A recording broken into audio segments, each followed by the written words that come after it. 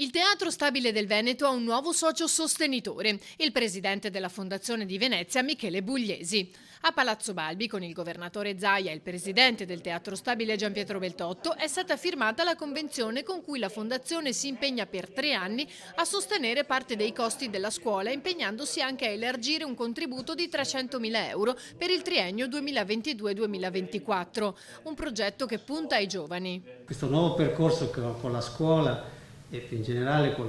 il progetto culturale che il teatro si impegna ad avviare con il nuovo corso è pienamente coerente con questo spirito, con la nostra missione a favore della formazione, dell'alta formazione, che sarà parte del progetto della scuola. La presenza della Fondazione di Venezia tra i soci è la ciliegina sulla torta per le imminenti celebrazioni dei 400 anni del Teatro Goldoni, ha ricordato il governatore Zaia, ma anche per tutto l'impegno che vede protagonista il Teatro Stabile del Veneto, un network che si sta ampliando sempre di più ed è destinato ad appropriarsi definitivamente di un ruolo di riferimento nazionale.